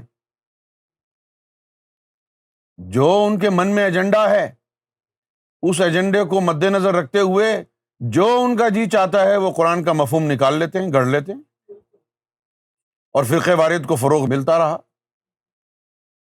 انہوں نے نماز کے ساتھ ایک تسبیح درود شریف کی بتائی، میں نے کہا اس سے کیا ہوتا ہے، کوئی ایسی عبادت ہو جو ہر وقت کر سکوں۔ ہاں، کیونکہ آپ جب کسی پیر کے پاس جاتے ہیں تو نماز کا حکم، درود شریف کا حکم، روزے کا حکم تو قرآن میں موجود ہے نا۔ پیر کے پاس کیا لینے جا رہے ہیں آپ؟ پیر کے پاس آپ کوئی ایسی چیز لینے کے لیے جا رہے ہیں نا جو آپ کے پاس ہے نہیں، یا پیر صاحب کے کہنے کے بعد نماز فرض ہوتی ہے؟ آپ تو نقشبندی ہیں نا، تو آپ کو نقشبندی بننے کی ضرورت کیوں پڑی؟ آپ اہل سنت ہی رہتے۔ لوگ قادری کیوں بنتے ہیں، چشتی کیوں بنتے ہیں، سہروردی کیوں بنتے ہیں، کیوں بنتے ہیں؟ نماز، روزہ، حج، زکوٰۃ، یہ تو سارا قرآن مجید میں اس کے احکامات واضح طور پر موجود ہیں نا۔ کیا اس لیے آپ قادری یہ نقشبندی بنتے ہیں کہ پیر صاحب کہیں گے نماز پڑھو، تسبیح پڑھو تو پھر میں پڑھوں گا، اس لیے بنتے ہیں؟ اس لیے نہیں بنتے۔ کسی کے ہاتھ اپنے آپ کو اس لیے بیچ کر تم بیعت کرتے ہو کہ وہ چیز حاصل ہو جائے جو تمہارے اختیار میں نہیں ہے۔ وہ کیا ہے؟ کہ تم سوتے رہو، تمہارا دل اللہ اللہ کرتا رہے۔ تم سوتے رہو، تمہارا دل اللہ اللہ کرتا رہے۔ تم کام کاج کرتے رہو، تمہارا دل اللہ اللہ کرتا رہے۔ تم اخبار رسالہ پڑھتے رہو، تمہارا دل اللہ اللہ کرتا رہے۔ تم نماز پڑھتے رہو، تمہارا دل اللہ اللہ کرتا رہے۔ تم قرآن کی تلاوت کرو، تمہارا دل اللہ اللہ کرتا رہے۔ تم حدیثیں پڑھو، تمہارا دل اللہ اللہ کرتا رہے۔ ہر عمل کے صدق قلب سے برآمد ہونے لگ جائے۔ ذکر قلب کا حصول کسی ولی کی دہلیز پر انسان کو لے کر جاتا ہے، اس تلقین کے لیے نہیں جاتا کہ بھئی میں نماز پڑھنا چاہتا ہوں۔ تو نماز پڑھنا، پیر کے پاس جانے کی کیا ضرورت ہے؟ نماز کی فرضیت تو قرآن میں آ گئی، یا آپ پیر صاحب کے بولنے کا انتظار کریں گے کہ پیر کہے گا تو پڑھوں گا؟ تو یہاں پر جو تحریر لکھی ہے کہ کوئی ایسی عبادت بتاؤ جو میں ہر وقت کر سکوں، یعنی ایسی عبادت کی خاطر پیر صاحب کے پاس گئے کہ ہر وقت ہونے والا ذکر اللہ کا دل میں جو ہوتا ہے وہ اس پیر صاحب سے مل جائے، اس میں کیا برائی ہے؟ پھر لکھا کہ اس دن کے بعد سے، یعنی 20 سال سے لے کر 32 سال کی عمر تک اسی گدھے کا اثر رہا، نماز وغیرہ سب ختم ہو گئی، جمعے کی نماز بھی ادا نہ ہو سکی۔ ٹھیک ہے، مولانا جہاں زیب نقشبندی صاحب سے سوال ہے، تمہارے اوپر بھی ایسا وقت گزرا ہوگا جب تم نے نمازیں نہیں پڑھی تھی، گزرا ہوگا نا؟ یا تو تم یہ کہہ دو کہ نبی کی طرح معصوم ہو.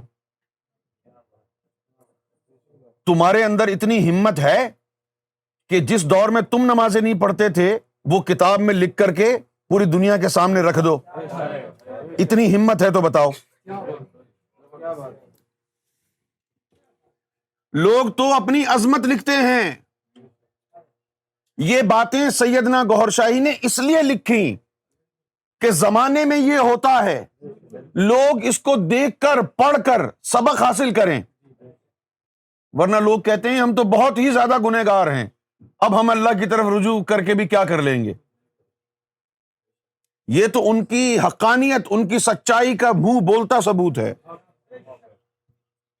کیا تم پر کوئی ایسا وقت نہیں گزرا جب سے پیدا ہوئے ہو نمازیں پڑھ رہے ہو اور پڑھا رہے ہو؟ خدا کا خوف کرو یار. اپنے گریبان میں بھی جھانک کے دیکھ لیا کرو. تم پر ایسا وقت نہیں گزرا ہے کہ جب تم نمازیں نہیں پڑھتے تھے؟ تم میں ہمت ہے کہ کل مضمون لکھ کر کے جنگ اخبار میں بھیج دو کہ ایک وقت ایسا تھا کہ میں نمازیں بھی نہیں پڑھتا تھا؟ ہے ہمت تو لکھ کے بھیجو. ہاں یہ بتا رہے ہیں نا، فالتو وقت سینماؤں میں، تھیٹروں میں گزارتا، روپیہ پیسہ اکٹھا کرنے کے لیے حلال اور حرام کی تمیز بھی جاتی رہی، کاروبار میں بے ایمانی، جھوٹ، فراڈ شعار بن گیا. یوں سمجھیے کہ نفس امارہ کی قید میں زندگی کٹنے لگی. سوسائٹیوں کی وجہ سے کچھ مرزائیت اور وہابیت کا اثر ہو گیا. یہ تو عام آدمی کی داستان ہے. یہ تو عام آدمی کی داستان ہے. یہ تو ہر گھر کی کہانی ہے. اس کے لکھنے کا مطلب یہ ہے کہ جب لوگ اس طرح کی پریشانیوں میں گر جائیں تب بھی اللہ کی رحمت سے مایوس نہ ہوں اور ہدایت کی طرف رجوع کریں. اب دیکھیں، دور اس سے پہلے کیا ہے وہ نہیں لکھا. یہ بددیانتی کی ہے عبارت میں. خیر، اور بدگمانی کی وجہ سے آج مجھ سے کوئی نماز ادا نہ ہو سکی. سارا دن مستانی کی جھوپڑی میں پڑا رہا، حتیٰ کہ مغرب کا نماز کا وقت ختم ہو گیا اور پھر فاتح کا وقت بھی ختم ہونے لگا. آسمان پر اندھیرا چھا چکا تھا. اچانک میری نظر شمال کی طرف آسمان پر پڑی تو کچھ عربی الفاظ نظر آئے. غور سے دیکھا تو لکھا تھا کہ الا ان اولیاء اللہ لا خوف علیہم ولا هم یحزنون. میرے دل میں خیال آیا یہ آیت جو آسمان پر دکھائی دی اللہ کے حکم سے ہوگی، یعنی اللہ کی رضا ہے. آگے کیا ہے یہ نہیں لکھا. یار آپ خود ذرا مولانا صاحب غور کریں کہ اگر تحریر کے آگے اور پیچھے کی عبارتوں کو نہ دیکھا جائے تو کتنی بڑی بددیانتی ہے. آپ خود بتائیے. چلو ہم قرآن کی ایک آیت لے لیں، لا تقربوا الصلاۃ وانتم سکارا. اب اس کے اندر صرف لا تقربوا الصلاۃ کہہ دیں اور اگلی جو آیت کا دوسرا حصہ ہے وہ بیان نہ کریں، اور پھر لوگوں میں یہ پرچار کریں کہ نماز کے قریب مت جاؤ، اللہ کا حکم ہے، تو تم ہی لوگ آگے کہو گے پوری عبارت پڑھو، پوری عبارت پڑھو، یہی کہو گے نا. تو یہ کام کیوں کرتے ہو یار؟ یہ بددیانتی کیوں کرتے ہو؟ دین پھیلانے والے اس بددیانتی کا شکار کیوں ہیں؟ کیا دلوں میں فساد ہے؟ اگر یہی قرآن کی آیت آدھی پڑھی جائے اور آدھی ہٹا دی جائے اور پرچار کیا جائے کہ اللہ تعالیٰ نے فرمایا ہے کہ نماز کے قریب نہ جاؤ، تو کفر نہیں پھیلے گا؟ کتنی بڑی بددیانتی ہوگی. اسی طرح یہ سیدنا گوہر شاہی نے جو لکھی ہے کتاب میں عبارت، اس کے آگے کیا ہے پیچھے کیا ہے یہ بھی تو دیکھیں نا آپ. اب وہ بزرگ بھنگ کا گلاس پیش کرتے ہیں اور میں پی جاتا ہوں اور اس کو بے حد لذیذ پاتا ہوں. سوچتا ہوں بھنگ کتنا ذائقے دار شربت ہے، خواہ مخواہ ہمارے علماء نے اسے حرام کہہ دیا. اس عبارت کو پڑھ کے کیا لگے گا کہ چرس اور بھنگ کی تعریف ہو رہی ہے. اس کے آگے کیا لکھا تھا کہ یہ خواب میں دیکھا تھا. اس کے آگے کیا لکھا تھا؟ ابھی کتاب کھول کے ابھی پڑھو، اگر ذرا سی بھی شرم اور حیا باقی ہے ابھی کتاب کھول کے پڑھو تو تم کو نظر آئے گا یہ خواب کی بات ہے، اور خواب پر شریعت کا اطلاق نہیں ہوتا. خواب پر خواب کی باتیں ابھی کتاب کھول کے پڑھ لو. آگے بات نہیں کروں گا میں، ان کے پاس کتاب موجود ہے، پہلے کھول کے پڑھیں اور میری تصدیق کریں جو میں کہہ رہا ہوں سچ ہے، اس کے بعد جواب دوں گا آگے. ورنہ جواب نہیں دوں گا آگے. اور میں یہ بتا دوں تمہارے پورے قبیلے میں ہمت نہیں ہے کہ مجھ سے گفتگو کر سکو. سب کو, کسی کو بھی لے آؤ ساری کتابیں اٹھا کے. تم کو ثابت کرنا ہے نا ہم نے کہ ہم کون ہیں. نبی پاک صلی اللہ علیہ وسلم نے ایک جگہ فرمایا کہ کوئی عجز و انکساری سے ملے تو تم اس سے زیادہ عجز و انکساری سے ملو, اور اگر کوئی تکبر کا اظہار کرے تو اس سے زیادہ تکبر کرو. اس لیے عالموں سے میں عالم بن کر ملوں گا, آ جاؤ.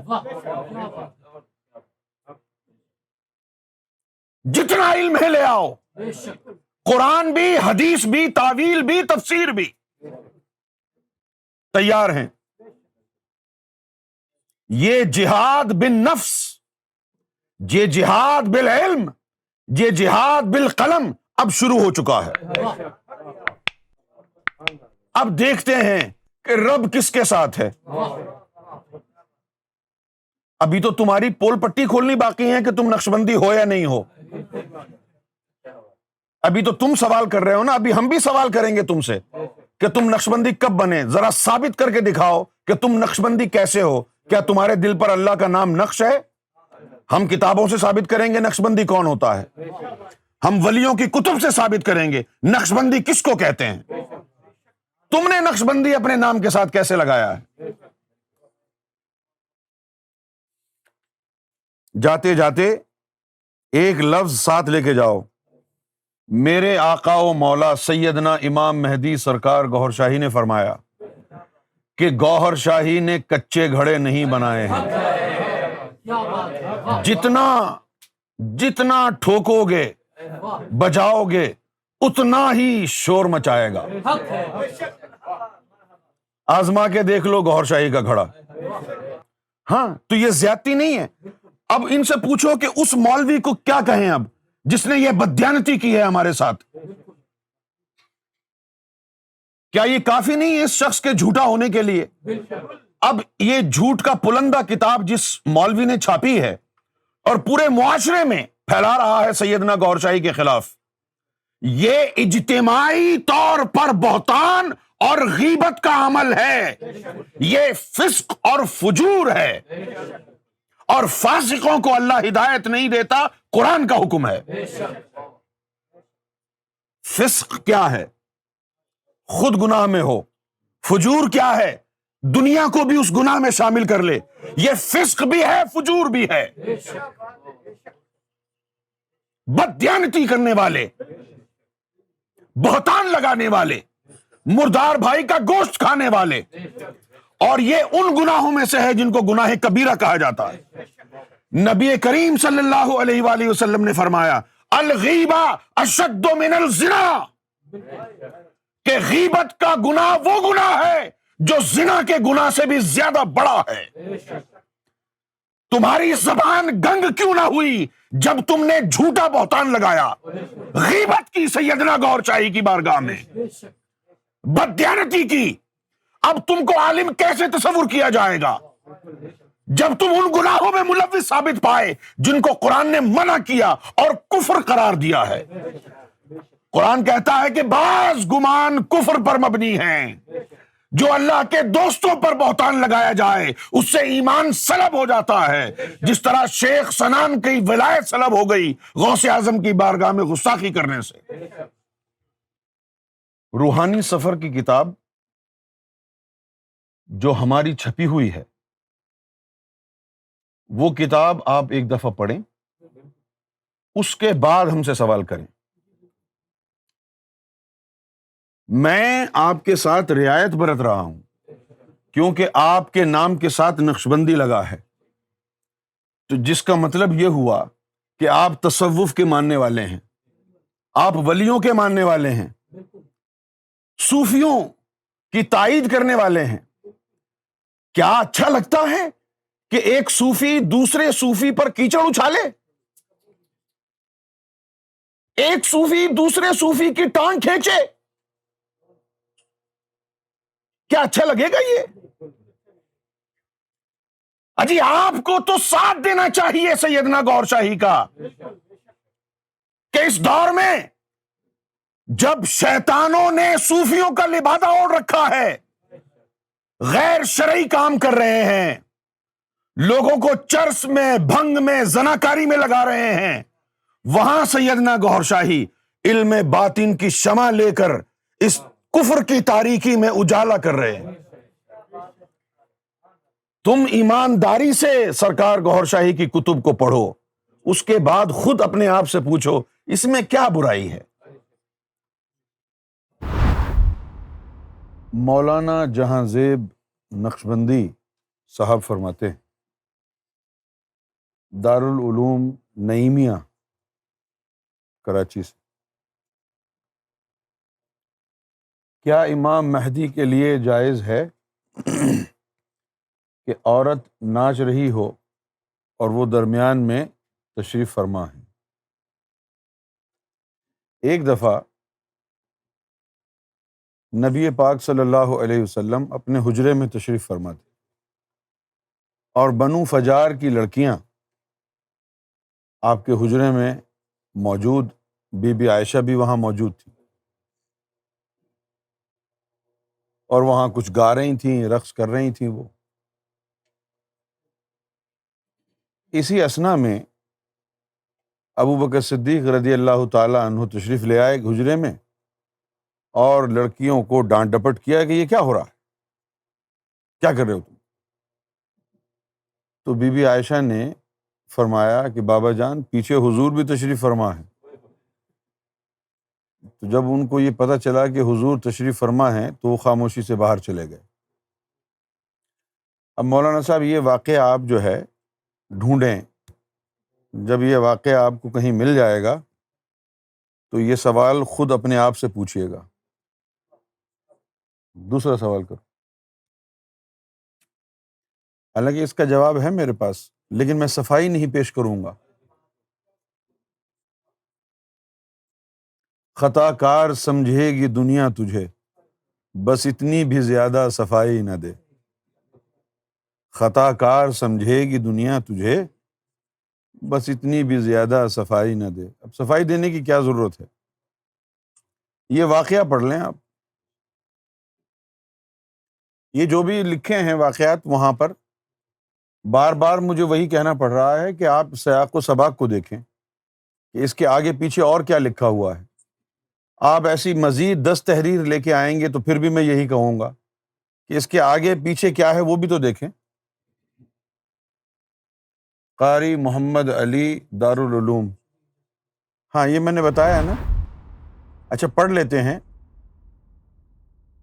کہ لال شہباز قلندر مونچھیں بڑی رکھنا۔ اب یہاں سے پتہ چل رہا ہے کہ مونچھیں بڑی کس نے رکھنا، کس نے رکھی ہیں بڑی مونچھیں، کیونکہ وہ کاٹ دیا ہے۔ حتیٰ کہ رقص کرنا، ہاں بالکل، بہت سارے روحانی سلاسل ہیں جس میں بڑے بڑے بزرگان دین نے رقص کیا ہے۔ مولانا روم رقص درویش، مولانا روم، عثمان ہارونی، بلکہ انہوں نے تو اپنے کلام میں بھی لکھا ہے کہ مجھے معلوم نہیں کہ وجہ کیا ہے، نمی دانم چے آخر چوں دمے دیدار می رقصم، کہ مجھے پتہ نہیں کہ وجہ کیا ہے، لیکن جب یار مرشد سامنے آتا ہے تو میں ناچنے لگ جاتا ہوں۔ بلے شاہ، صرف گوھر شاہی کیوں، کفر کا فتویٰ لگانا ہے، مولانا روم پر بھی لگاؤ نا، ہمت ہے تو۔ کافر کہنا ہے تو بلے شاہ کو بھی کہو نا۔ بلے شاہ نے کیا کہا؟ نچ نچ کے یار منا لے، پاویں کنجری بننا پہ جاوے۔ یہ تو ہم کو کنجری بننے کی دعوت دے رہے ہیں، کہتے ہیں جی نچ نچ کے یار منا لے، پاویں کنجری بننا پہ جاوے۔ بھئی آپ کے لیے کوئی مسئلہ ہی نہیں ہے، آپ لوگوں کو کنجری بنا رہے ہیں۔ نہیں، اگر کوئی مولوی تشریح کرے گا اس شعر کی تو اسی طرح کرے گا۔ اس دور میں بلے شاہ ہوتا تو یہی تشریحات بیان ہوتی کہ بلے شاہ کو پھانسی پہ لٹکایا جائے۔ کیوں؟ اس نے امت مسلمہ کو کنجری بننے کی دعوت دی ہے۔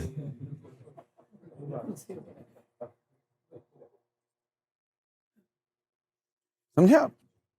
لال شہباز قلندر، دھمال آج بھی جاری ہے۔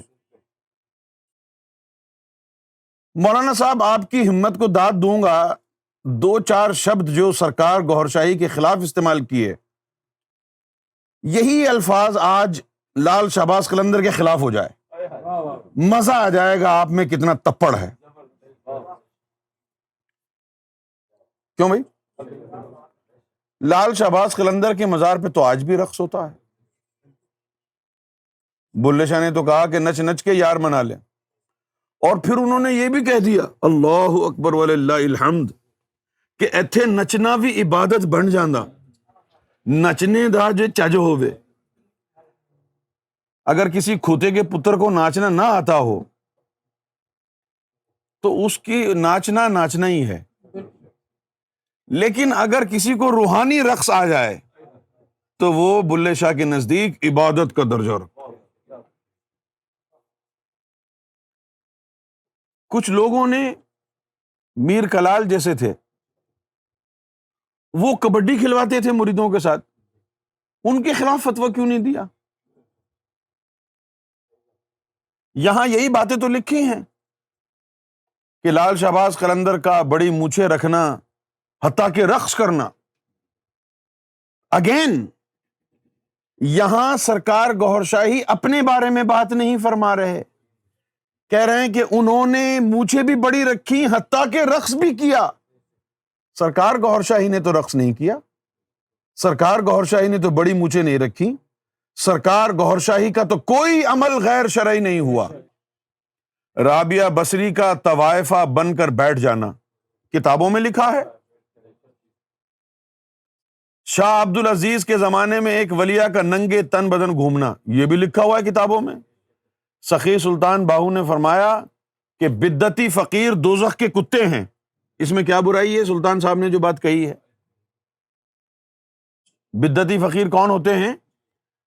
جنہوں نے بدعت یعنی ایسی چیز کو اختیار کر لیا کہ جو شریعت اور دین کا حصہ نہیں ہے، لیکن یہ بھی کہا کہ بامرتبہ تصدیق اور نقالیہ زندیق۔ مجھے اب سرکار اپنے بارے میں فرما رہے ہیں کہ مجھے ماں سوائے باطن کے ظاہر میں کچھ بھی تصدیق کا ثبوت نہیں تھا۔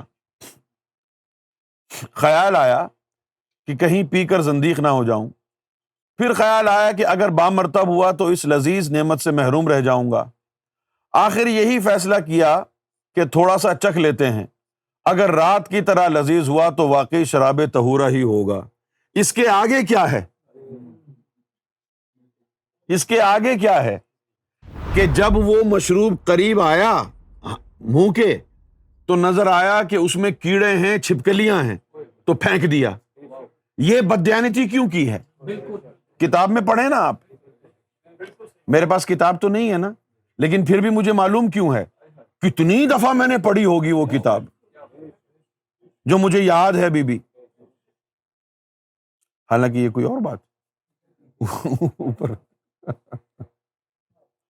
اب لکھا ہے کہ بہت سے اولیاء بھی مرتبے کے بعد کئی بدعتوں کا شکار ہوئے، جیسے مظفر آباد میں سائیں سہیلی سرکار نہ نماز پڑھتے تھے نہ داڑھی رکھتے تھے۔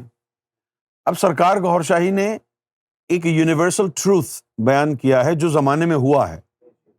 سائیں سہیلی سرکار نہ نماز پڑھتے تھے نہ ان کی داڑھی تھی، سمجھا؟ تو جب ان کا انتقال ہو گیا تو مولویوں نے نماز جنازہ پڑھانے سے انکار کر دیا۔ جب ان کے خلیفہ نے چیک کیا تو داڑھی تھی، جس کو مولویوں نے دیکھ کے یہ کہا کہ ہو سکتا ہے کہ ان کے خلیفہ نے جو ہے چپکا دی ہو، تو فیصلہ یہ کیا گیا کہ گرم پانی سے صابن سے لا کے رگڑ رگڑ کے دھویا جائے۔ تو سائیں سہیلی سرکار کی جو لاش تھی، اس کے چہرے کو یہ ثابت کرنے کے لیے داڑھی اصلی ہے یا نقلی، علماء نے رگڑ رگڑ کے دھویا اور پتہ چلا کہ یہ اوریجنل داڑھی ہے۔ یہ کرامت نہیں تھی کیا؟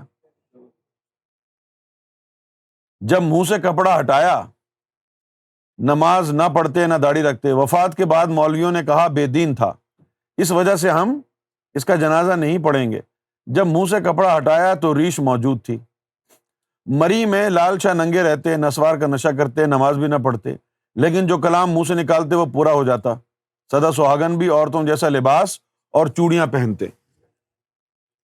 اب سرکار گوھر شاہی نے یہ ان لوگوں کا تذکرہ فرمایا ہے کہ جن لوگوں کو طریقت کی زبان میں، تصوف کی زبان میں مجذوب کہا جاتا ہے. کیا کہا جاتا ہے؟ مجذوب. اور مجذوب کے لیے حکم کیا ہے؟ کہ اس سے تلقین لینا حرام ہے، اس کی پیروی کرنا حرام ہے. آپ پیروی صرف ان اولیاء اللہ کی کر سکتے ہیں جو ظاہر و باطن میں کامل ہوں، شریعت کا پاس بھی رکھتے ہوں، طریقت میں بھی کامل ہوں، کسی غیر شرعی فعل میں مبتلا نہ ہوں. آپ ان سے تلقین لے سکتے ہیں، وہ جائز ہے. لیکن اگر کوئی شخص کرامت بھی ہو اس کے پاس، معجزات وغیرہ سے جو نکلی ہیں کرامتیں، وہ کرامتیں بھی ان کے پاس ہوں، فیض بھی ہو جائے کسی کو، لیکن وہ غیر شرعی افعال میں ملوث ہو، تو آپ اس کو برا نہ کہیں، بلکہ آپ اس کی پیروی کرنا چھوڑ دیں. سمجھ گئے آپ؟ تو سرکار گوھر شاہی کا فرمان ہے کہ وہ لوگ جو ظاہر میں دامن شریعت چھڑا گئے اور غیر شرعی افعال میں ملوث پائے گئے، ہو سکتا ہے کہ اللہ کے ہاں ان کا مقام جو بھی ہو سو ہو، اللہ جانے وہ جانے، لیکن عامت الناس کے لیے تلقین یہ ہے کہ وہ ان کی پیروی نہیں کر سکتے. ان کی پیروی کرنا حرام ہے، ناجائز ہے اور باعث گمراہی ہے.